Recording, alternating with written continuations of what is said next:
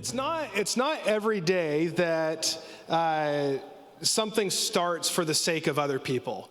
And it's essentially what a local church is it's something that is created and embodied and people gathering for the sake of others. Now, along the way, there's always this balance in that I think church is also for us. The danger and the slippery slope sometimes is that church can also just become about us, and we can maybe even lose sight of what we're intended to do in a broader way that's beyond us. And I think that's just natural of our lives. I don't know about you, but most of the thoughts that run through my mind in the day are about me. And they're the things I'm thinking, the things I want, the things I desire. And so it's actually, I think, an innate battle for us to be outward focused, to be looking outwards towards others, to get outside of ourselves as much as we can. I also wonder how much of that has to do with the pains, the ills, the hardships, the challenges, the frustrations in our life. That when we tend to lean towards just ourselves, I wonder if that's a part of what starts to hurt us in certain ways or even separate us from God in separate ways. And so what I want to do is just pick up where we left off last Sunday. And we started with what we're calling Vision Sunday last week. This would be a celebration Sunday as it lands on our anniversary. But just to help draw out a little bit of our vision statement. So everything that we do here as a church works towards a larger vision that we would say transforming lives, transforming everything. Last Sunday, we opened up Romans 8:28. Anyone know that one? Top of their mind? Yes. Yes. So there's this idea, whether you're a Christian or not, whether you've read the Bible or not, whether you've been in faith or not, there's this idea that God works all things together for good, for the sake of or to those who love him. And we presented a bunch of questions out of that last week. Well, okay, hold on. If God's working, then what's our job? If he's doing everything, and then if God's working all things for good, then what do you do with bad? How does that work? And if it's for those who love him, then why do bad things happen to good people, and why do good things happen to bad people? I don't know if we can keep going down these questions over and over and over again. And we start to question, wait, then who's God? And why is my life like this? And why is their life like that? And it reads like this from a number of New Testament scholars that would say the missing Greek word oftentimes is this word with. And the Greek word actually is the word where we get synergy from. And so Romans 8:28, in its context of a larger passage, looks more like God not working to or for those who love him. He's working with those who love him. In the context of with those who love him are the people that long for the way things are intended to be, who groan out for the pains and the injustices and the oppression and the division that we experience, to actually desire something different than the brokenness that we most oftentimes experience, to long for things to be made right as they were intended to be from the very beginning. And it's those that wait on and desire and call out to God for that we know also then starts to push us towards the things that we call out for. When we desire wholeness, we work towards wholeness. When we desire love and peace, we work towards love and peace. And those who love him are the ones that are saying, God, I know this is not the way you intended things to be. May you do a work in me, around me. And so we're saying that us as a church, transforming lives, transforming everything, is something that God is doing with us and we are doing with God. So everything that we do, from a Sunday morning gathering to baptisms, to formation courses, to community groups, these are ways in which we're allowing God to work in us. That first and foremost, may we not look out for other people to be changed, but may we be open to changing ourselves. May we as a local church here, as we look out to the injustices and so many things that are horrible and painfully wrong, may we make sure we're not the place that are furthering those, but we're becoming a place that works on reconciliation, and we're quick to forgive each other. And we listen before we speak. And we're practicing generosity. We can just keep going down the list of God's church was intended to be the place in which is expressing and living into his kingdom in the way that he intended things to be. So through all of this, we invite God to work in us. Now, the next step then is for us to participate in the transformation around us. Transforming lives, yours and I's, in a continual process of transformation. Notice it's not transformed lives, because we are always being transformed if we're open to it, but now transforming everything. Does that mean we go around and just do more and fix more and correct more and change more? Well, you can, but how's that go usually? It's exhausting. Nobody wants to be your friend anymore. Like you're just that person that's trying to change everything, and you just turn into a nervous wreck. I've experienced this in my own life. There's certain areas that I might be prone to do that more. But if we do that, then it says, well, now I'm doing the work. But again, God is working with us.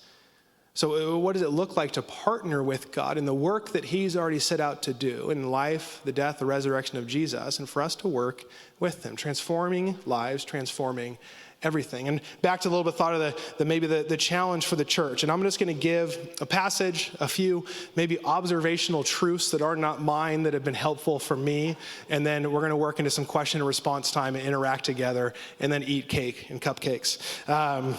So I'll hold you hostage until then for the next hour and a half. So as we think about this, the starting place, I think for all of us that could be helpful is that I'm not enough to live for myself. You are not enough just to live for you. Everything about your life, and again, I don't know how you wake up in the morning, but if you only think about your own life, if you're only working through yourself, that runs out. Does it not? It runs into depletion. It runs into anxiety. It continues to turn over and over and again. It turns to this incessant need to consume and to have and to measure and compare ourselves to other people. And then we bump up into like our own limits and our own brokenness and the things that we would rather not other people see or know about us. Like I am not enough to live for.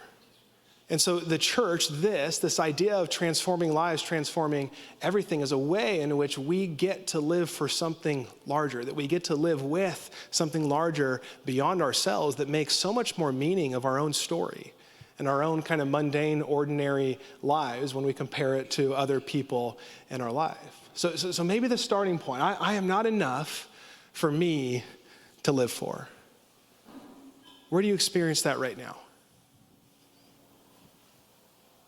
What's an area in your life where maybe you're desiring, you're hoping for, you're working towards, and you actually are starting to find really your meaning, your purpose, your identity in it? And where's that where's it not working anymore? I'm not enough to live myself. And it's hard because really I think so much of when we start to live our lives going unchecked, the things that we get consumed with can end up just consuming us. When we put all of our equity into our work, does our work not just consume us? It just breaks at some point. When we find our identity in our abilities or gifts or in and through our kids or whatever it is, like at some point that just tends to consume me, the thing that I'm mostly being consumed with. So Jesus was hanging out, he feeds like 5,000 people at one point, and then he does a teaching, and then he heals a man, and then he actually predicts his own death and resurrection to the group of people that were hanging out with him. Like he does like a number of like really big things in a very quick moment of time, and then he gathers everyone around him, the crowds that were just fed, others who are looking in, religious leaders who are like wrestling with why is this guy come and try to mess everything up for us, his own disciples who still haven't figured him out yet. And he says this: whoever wants to be my disciple must deny themselves and take up their cross and follow me. For whoever wants to save their life will lose it. Now, I don't know about you, but I want to save my life. I want to save the things that I'm trying to make happen. I want to save the things that I want to see happen in my life or in the life of others. I want to feel good and enjoy things. Like I want to save my life constantly. I want things to go exceptionally well all of the time, as much as I possibly can. But again, that's not the reality. But so then he says, you'll actually lose it. The more you try to save it, the more you will lose it. Have you experienced that in your life? Or is it going like exceptionally well for you all the time, unlike me? Okay, I'm not the only one. And maybe the observational truth here is those who devote themselves to themselves will eventually lose themselves. I don't have much more to add to that one. What are you devoting yourself to currently? And I know in this room, like right now, the amount of good that a lot of you are devoting yourself to.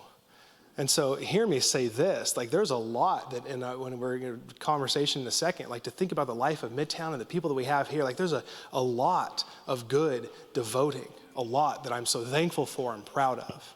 At the same time, even while I like to think of myself as devoting myself to really good things, there's still a lot that I'm just devoting, even if it's mental energy, even if it's just like the things underneath the things that I do, but my own selfish desires. What am I allowing to produce stress and anxiety in my life? Am I actually intricately, deeply connected with other people to be outside of myself and not just devoted to myself? Because when we think about this idea of actually giving up our lives or not saving it because then we'll lose it, is that following Jesus, unfortunately, is more about self-denial than it is self-improvement. In our current culture, it can be a way in which we look to Jesus to say, help, to save me, to make this better, to do these things. Now, at the same time, when we devote our lives to Jesus, we actually do improve. I've seen it. I see it all the time. But again, it's not just for the sake of self-improvement. And then he continues on with everybody leaning in. What do you mean that we will lose our life? And he continues, but whoever loses their life for me and for the gospel will save it. So lose their life for me. So for Jesus, for his ways, for his teachings, for the things that he's come to do, to proclaim, to demonstrate. There's actually a way that goes against the thing that we naturally want to do ourselves. Because now he's saying you actually have to lose yourself for me and then also for the good news. Well, what's good news? You can shout some stuff outside or out. What's good news? Jesus died for us. What else? What's good news? Can you think about some of the words that Jesus says as good news? To freedom. Forgiveness. Peace. Say it again. Even if you die, yet you shall live again. Yes. Like there's this idea that the good news is Jesus entering into a world to show us and die for the ways in which God intended it to be. That we again can live in a place that says we are working those things out until they one day fully come. Because no matter how often we offer ourselves to ways of forgiveness, we still just keep running into it again and again. But there is a day in which things will be restored. And in that meantime, you and I are invited into giving ourselves up for him. And it's in that we will be saved. So for Midtown, for us, as we look forward, when we think about transforming lives, transforming everything, you and I are joining a larger story that's bigger than ourselves. And so when we show up here, there's an entry point to say, man, is this church, is this body of people, is the direction, the vision, the mission, the ethos, the distinctives, I keep going down the list, is this something that is helping me in my life? Well, then you have to ask the question, well, what's helping? Am I here for self-improvement or I'm here for self-denial, believing that self-denial is a way forward for my life to improve in ways that I would never imagine? And so hopefully at Midtown, there's always challenge in your life.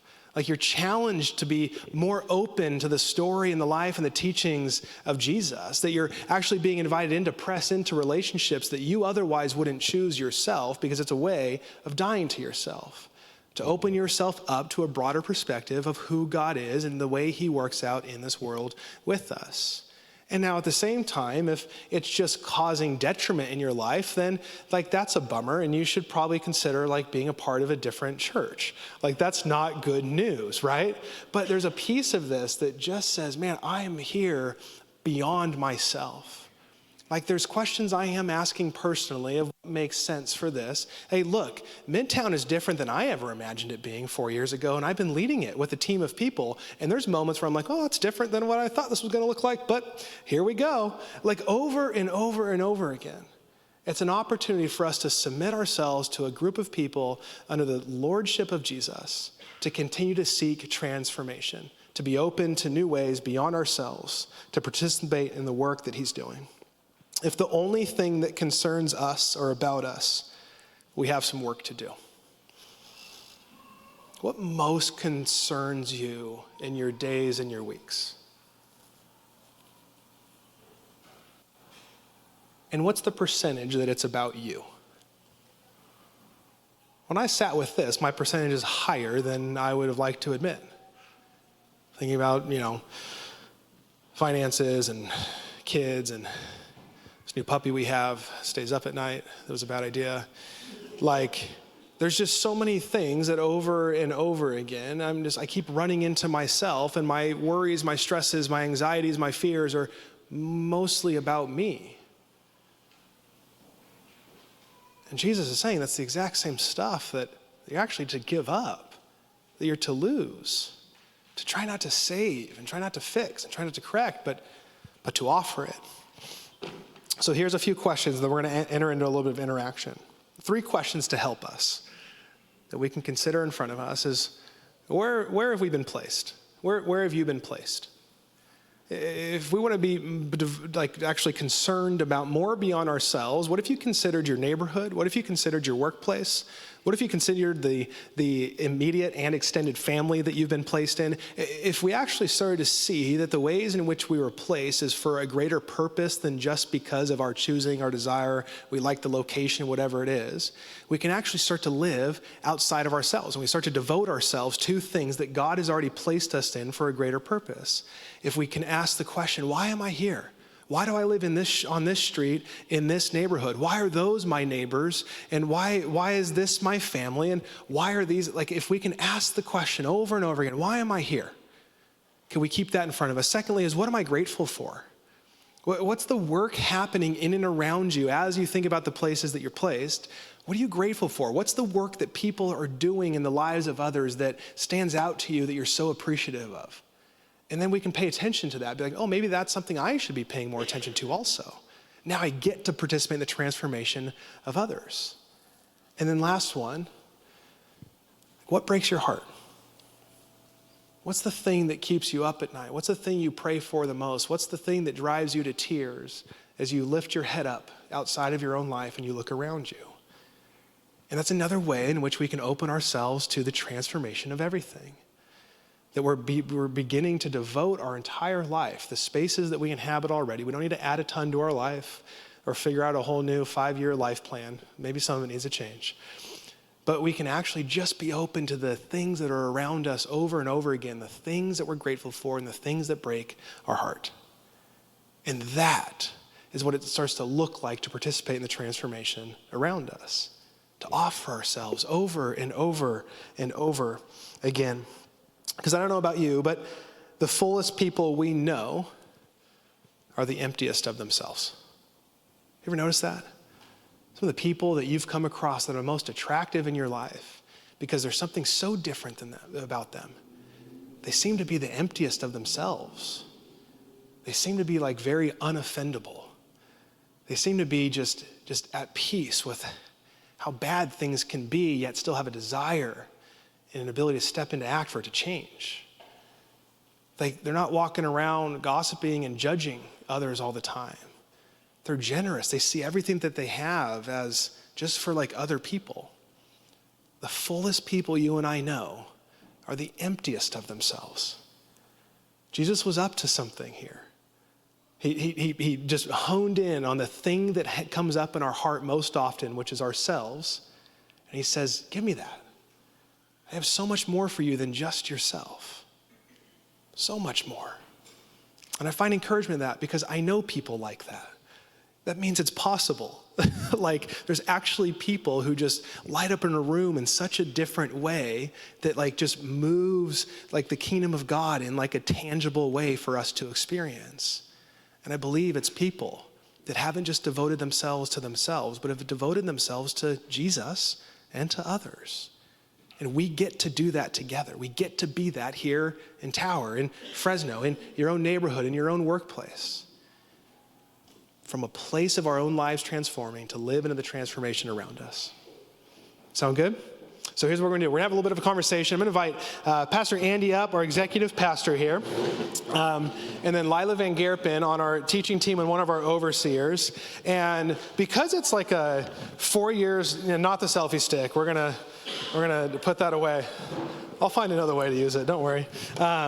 And what we're gonna do is just have like a little bit of a conversation. If you're new to Midtown, something we try to do is to just be interactive as much as we can. That's helpful to us. And we just wanna just have a little bit of a conversation of like what's happened in 4 years and kind of where are we going. So Lila's actually gonna tee us up with a question or two, and then you can raise your hand and you can ask any question about the church, about the way things have gone, about the forward looking and kind of where we're hoping and praying to see things go and where we sense God taking us.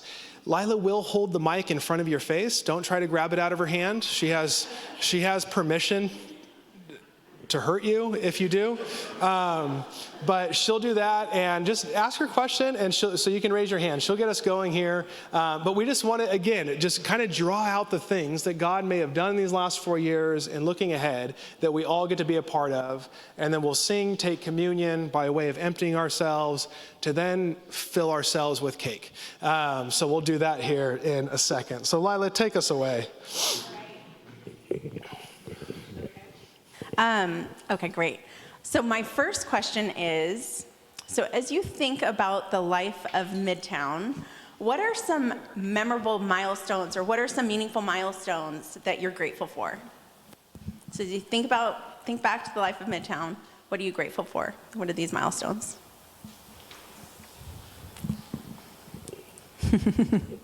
I tend to think in smaller circles. So when I reflect back on Midtown, I think of my first experience, which happened to be right after COVID when we were meeting in backyards in small groups of 5. And then after that, I joined a small group of 10 where we called ourselves Ministering Council, and we would just pray and talk about the future of the church and kind of take on leadership roles in next steps to getting there. And then I was a part of this beautiful, and am still a part of this really beautiful small group where we meet every other week and we live a lot of life together.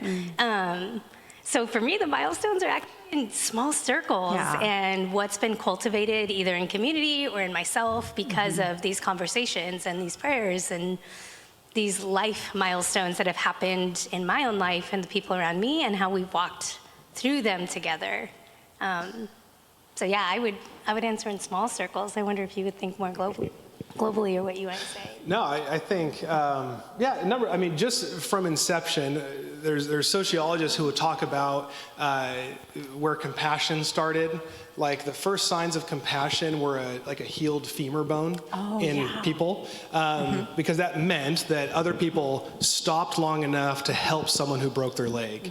We're going back, hundreds of years, and so there was signs of life and compassion happening by taking care of others. We started. It was 4 Sundays in, and the pandemic hits, so we didn't plan for that. But it went well, and luckily we had a strong online game. We did Zoom for like a year, which is never want to do Zoom again. But in that, even at that point, there was still caring for each other. There was still trying to find ways of serving those who were sick during COVID or those who lost loved ones. There was a lot of businesses that were in need in Tower that we actually financially got to help support. There was those kind of things. So like the marks of compassion that started to happen, being able to walk with a number of Afghan refugee families for a couple years, little markers in this community of us being benevolent to one another to care for. That's been a number of milestones in that too. Not one, but a great sign of like, okay, we're here for a greater purpose than just ourselves. Yeah, that's great. Okay, I want you to be thinking of a question that you want to ask. And as you're thinking about it, I have one more question, and then I'll come around to those of you who raise your hand.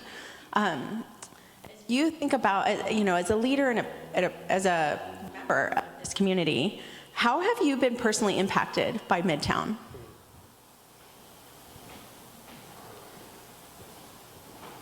I have a lot. I've been able to say most recently is people, because our story of church planting was always like, oh my gosh, you planted right before COVID.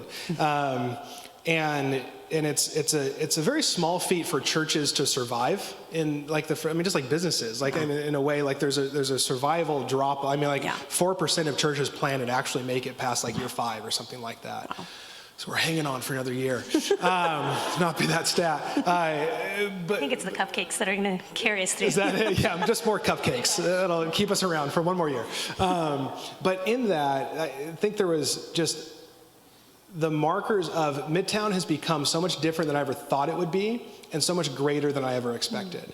And this same thing has happened, like as my like appreciation and like how much I love Midtown and what we've become has gone up. I've noticed like how much more like I need to continue growing as a leader and a pastor, as a person. So like my depth of my soul and my marriage and my family and my relationships, I'm still like, I always need to get better within relationships. My mom's over there and she'll tell me that, she'll tell us all that that's been since I was like 2. But in that, I think that has been something that as Midtown continues to go, for me, I experienced the invitation and ability with the great support of leaders and friends for me to change and to become more peaceable, I think, in so many ways, and to not measure church success in the same way I did probably 4.5 years ago. Yeah. It's a good question. I agree with a lot of that. I think my story and my journey with these last 4 years with Midtown mirrors that a lot. I feel like I have been able to engage in just practices that have called me deeper into solitude and seeing the fruit of that in healing and forgiveness. I think, man, there's so much, but I'm going to reflect on my experience in church ministry. So I have 14 years of church ministry in my vocational history, and then I took a little bit of a break. I needed to kind of recalibrate and make decisions around what is genuine, authentic church for me and my family. How do I want community to look in my life? Is that even possible in a larger body of people? Or am I like craving this intimacy and this authenticity and this community of living life with each other? And when I say authenticity, I mean as fully myself, like the messy parts. You guys aren't only expecting Andy to have this producing way about me or these high expectations of how I show up polished, but I just get to be Andy. Does that even exist? Is it possible? Were my big questions in this like several years of break. I think it ended up being 4 years total that I was not in church ministry vocationally. And I feel like Midtown answered a lot of those questions for me. In just who you guys are, in the way that we do small circles well, in the way that we are allowed to talk about things that are real, that we carry, and bring them to each other without judgment, but with genuine community and light and life and truth. And I think many churches say that from the stage and just really don't know the actual practices to engage in that. And I think we're trying those on well. Yeah. That's great. All right, raise your hand if you would like to ask a question, and I'll come and walk around. Okay, I'll come back here, and then be thinking. And if you did text or we're gonna text, you'll have to raise your hand because it's not logged in. This is a future-seeking question. Where is Midtown going to provide us with opportunities? Am I not supposed to be holding this? Okay, sorry. Well, you told on yourself. We didn't even notice. All right, inflict pain, Lila, however you choose. Here, you want the selfie stick? I'm just gonna. She gave it over so willingly. But where do we see Midtown going in opportunities to serve our immediate community in Tower and in our communities in Fresno and Clovis and maybe even the Central Valley in the future? That's awesome. Great question. Where are you? I think you're looking at me because I have high hopes for that. I don't know. I think there's a beauty. You said something earlier about, I'm going to get it wrong. Please don't put the slide up behind us so that everybody knows how wrong. But like when we're focused on ourselves, like that is the conflict. That is when our concerns are focused on ourselves. That is, please, I'm getting this so wrong. But just the self-focused way of living is, I guess, not well. When I think about the purpose for community, and you heard a little bit, man, there's so much personal transformation when it comes to doing community well together and engaging in practices that allow us to be wholly ourselves or fully ourselves. But then for what? So once we do that over and over, there's got to be a greater ask, and there's got to be a way at which we turn out intentionally and we say, okay, we do all of these things together with our community of people so that, and I think we're at the so that part maybe in Midtown, we get to look around and say, okay, this is where we're placed. What does that mean for us as a body? And ask those questions. What is breaking our hearts for the community and the neighborhood around us? And what is that inviting us into? So I think that's where we're at the stage of, and that's the hope. Maybe these next questions are our next step. Yeah. I am a believer, and I think this is what even had me know who Midtown was in partnership in the community. And so I think that there's a way where we don't actually have to start new things, and we don't have to come up with some big ideas on how to serve the community, but we get to look at our community partners and say, what are you doing, and how can we come and partner with you in that, either with people or funding or resources, because you have a lot of conviction, and we believe in that, and we see that there's a need for that. And so I imagine it being in partnership with nonprofits and community organizations that are already doing good work in and around us, and we just get to equip them out of the transformation that we are cultivating here today. Yeah, and then I think some of the practical things, we never want to predetermine what it looks like for you to be missionally connected in your life, in your neighborhood. So we're never saying, hey, here's the one way to serve. Now, at the same time, offering places to serve and be connected to, maybe for those that haven't yet stepped into that in their apprenticeship to Jesus, to actually give their life away. So Live Again Fresno, after-school programming for those in risk, Central Valley Justice Coalition. So once a month, Kim File leads a walk on Belmont to actually connect with a number of the women who are being trafficked. Some of the literacy mentoring that's happened through Every Neighborhood Partnership, those are some opportunities. And then as we think about next year, we have a date on the calendar in May that we'll actually take a Sunday to have some very strategic projects or ways in which we can actively go serve together, because we do get to know each other more and in deeper ways when we're doing something together. So that's kind of our next step, is to get something that's now connecting us as a body outward, and then to continue to live some of those things out from there. Yeah. Great. All right. Coming up here, and I'm gonna. Don't try it, Roman. Could you talk? Do the awkward squat instead. Could you talk a little bit about how you're feeling about the Cal Arts Building as a space for Midtown? Yeah. Take that one. So, yeah. So right now, so this space as a church has been incredible. I remember we had an Easter service about 2 years ago now outside, and I was in conversation with the owner here in the midst of COVID, and we prayed for this space to be a space in which we could gather.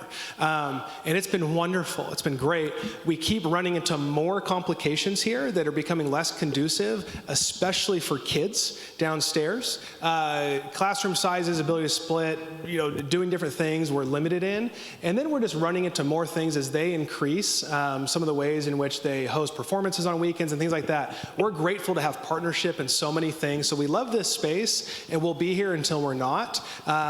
We are in a position of saying, hey, we're open to other places, to now actually moving a little bit more like prayerfully, actively looking for something else. And then there's just a lot of questions that we would invite everyone in along, like, hey, we've set roots in Tower the best we know how so far, and what's that mean for another building location, and where are we limited to, and where are we taking on limits? Because now if you move to a different place, it's not to say that there's not challenges somewhere else, or if you own a place versus rent a place, like there's challenges in ownership. So we're not looking for a quick, easy, everything works type of a solve-all, but we do know there's enough behind the scenes also that it's becoming more challenging. And so we are prayerfully open if you want to join us in that prayer of where the next space is. If there is a next space, you know what I mean? Who knows? Yeah, it's a good question though. Great. Raise your hand if you have a question. Let's see. Keeping my eye open. Oh, right. Come up. And that smile. All right. Thanks for the mic. That's great. All right, time's up. If you guys can be so vulnerable and reflective, what are some of the mistakes, if any, or if any you're willing to share, have you guys learned from in the last 4 years? I didn't make any, so I love that he says willing to share. Oh, Yeah. willing. yeah. Do you want it? I keep it like a list in my pocket, ready to go at any point. Your list is longer than mine. You guys. Okay, good. I'll give a few. Okay. Yeah. One, coming into something predetermining what it should look like. And I think for so many things, and especially me starting out, even planning a church, there was not only ideas of what I thought it needed to look like, so then I would, try to work for it to look that way. But then also, I think a number of insecurities in myself that would not trust myself in the way that I was hearing from God, praying, discerning, making decisions. So there's enough of where I think finding that balance of like, how much am I just saying, all right, whatever comes, and then also like, no, it has to be this way. I think I'm learning that there's a balance there somewhere. So that's been one along the way. I think also this idea that I need to have something really good for all of you all the time. That is something I'm constantly working through. I mean, I came through athletics. I was a professional athlete. I was in sales. My life has mostly been determined by what I can produce for people and my value there. So I think along the way, being able to grow out of the anxiety of even a Sunday morning of a message, like, whether this is helpful to admit or not to anybody, and you might disagree, like I put less hours into prepping content for Sunday mornings. I put more hours into like reflection and prayer than I ever did before. And like if you look 2 years over, it's very different. I don't know if that's improved for anybody else, but I show up more improved. I'm actually more here and present. So I think thinking about content and like performing and hey, you're gonna walk away with this new great thought, it's gonna change your life. Like, no, I think so much of church is all the other things that we're naming, and then this is just a spot to say, man, here's what God was saying this week through the text. May we all consider this for our lives. So there's a couple to start with, some light ones. Yeah. Yeah, I can start. Personally, I agree, and I can feel within me insecurities that'll come into either meetings or like planning sessions where I feel like, like maybe I need to have the best answer, or even an answer.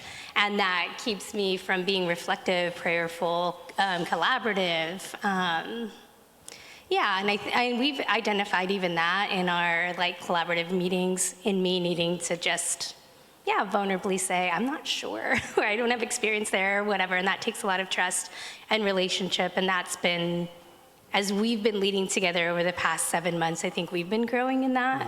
A couple of weeks ago, I actually did have to have the I need help conversation, and that felt really vulnerable for me. And it landed really well, and it changed my last couple of weeks, which is great. So maybe holding on to that a little too tightly at the beginning, and what that produces. All of us have been in moments of stress or anxiety or whatever else that produces. Maybe even tactically, I might say that there's been moments that I can reflect back on and say, man, there hasn't been a lot of clarity in the role there. And so maybe I have expectations that haven't been clearly communicated on the front end, that I've had to go back and just communicate well and offer a different type of support. I can identify moments like that. And I think even as we're building forward things like new teams, kids ministry roles and stuff like that, there's been a lot of learning and clarity. What do we say? What do we mean? What's the expectation? I think we're growing in that because there's been mistakes of lack of clarity on the front end that needed to kind of be sharpened, and we learned right away. But I would say that's true. It's good. Maybe time for one more. Yeah. I gotcha. What resources, like for the church body, for the adult congregation, kids, as our kids become teens, like what are your hearts for like resources available that are, obviously in bigger church bodies as more people are present. How can we as a congregation fill those needs, or who is needed to fill those needs? What's on your hearts for resources? No, that one.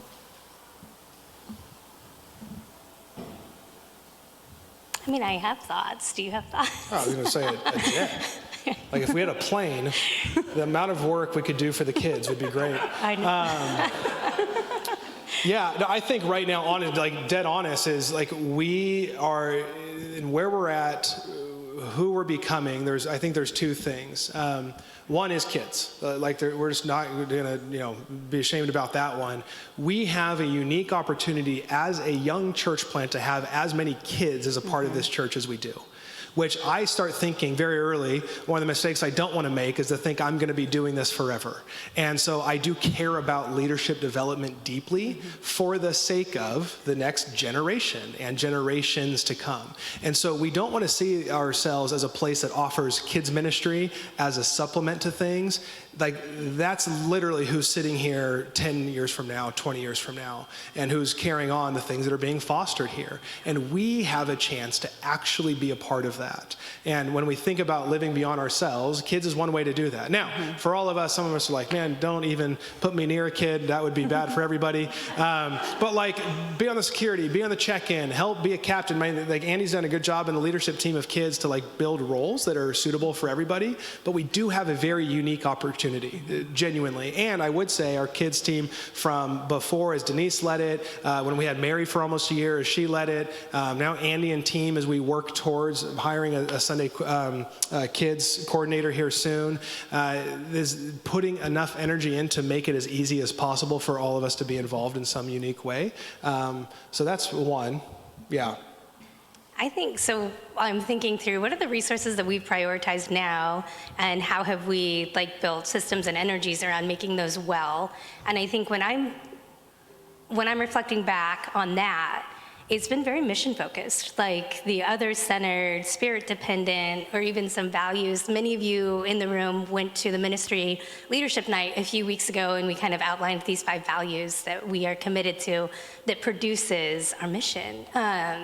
So at this point, I've been in nonprofit in and throughout Fresno for several years, and there are so many good training resources that Fresno has. There are so many organizations that are doing amazing things and are equipping in tons of ways. And I think Midtown has this unique lens of emotional health and relational authenticity, other-centeredness, spirit-dependentness that is unique and authentic to us. And so we've put a strong lens of communicating what those are and engaging in practices that cultivate that. And so resourcing in ways that are more self-reflective, self-developed, healing, so that we can show up in the world around us where you're placed. Emotionally well and spirit dependent and other centered and relationally authentic. Those to us are things that they flow well off the mouth, but they're actually who we are. And so we have, I feel like that is our offering to you and then therefore the world around us. And so we have put a lot of energies to resourcing that. We have a annual or a biannual weekend event that we put on that's pretty strong, and many of you guys in the room have been a part of Emotionally Focused, and then the 24-week foundations. I feel like that's a huge resource that we've put a strong arm of ourselves into.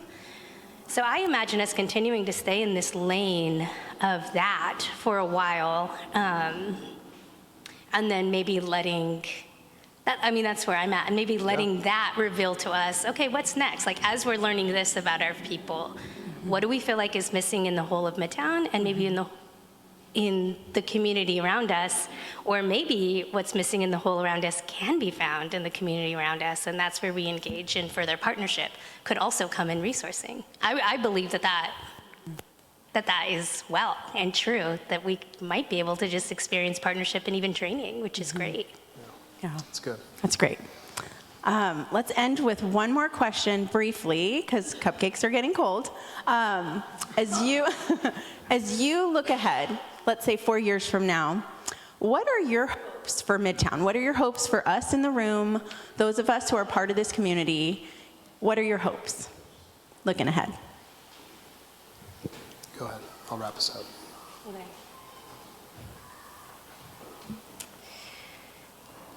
I have a lot, but I think maybe what's clearest to me is, and what we've talked about, maybe me, I've beat this down, is this ability to do intimacy and relational connections well as a larger body. Not just 5 of us do this well. We have been engaging well together, I guess from my lens, as we've grown. And I think that that is the model of what church is and what Jesus wanted for his people, is this ability to live life well together. And as we continue to grow, because we're growing and it's beautiful, I would hope that we are able to live out these practices together in a way that doesn't necessarily compromise that. I know that we're not going to know every name in the room all of the time, but maybe that every name in the room feels that in their group of people with Midtown as they continue to attend. I don't want anyone in the room to not feel like they are known and seen and loved and don't have that group of people that pursues them and lives life with them. That's good. Yeah, I think in brief, that you and I sense a greater and growing ownership of Midtown as a church, and then also a sense of ownership of God's kingdom in your life and around you. That you and I are becoming more and more sensitive and empowered by God, sensitive to and empowered by God's Spirit, where your job is not just your job. Your relationships are not just your relationships, that you and I can actually pray for other people and experience his healing and love in their lives. That we can have deep and authentic conversations about Jesus and about faith that people's ears open up to and their hearts long for. That we actually start to press into the things that are outside of ourselves. That we're becoming a non-anxious people in a very anxious world that can offer hope for something beyond this world that is breaking in now. That if we do this on a Sunday, if we do Emotionally Focused, if we do the Practicing the Way course on solitude and prayer and Sabbath, these are all for the sake of you and I grabbing a hold of the greater reality that is God's active rule and reign in our lives. Not just doing church, not just going through the motions and wondering when it's going to end. But we seek change in ourselves and in the lives around us that is so dependent on God's kingdom, not just our own. That's my grace hope. Amen. May it be so. All right, can we thank Pastor Andy and Pastor Ryan? Yes. Thank you. Thank you. Why don't we stand together?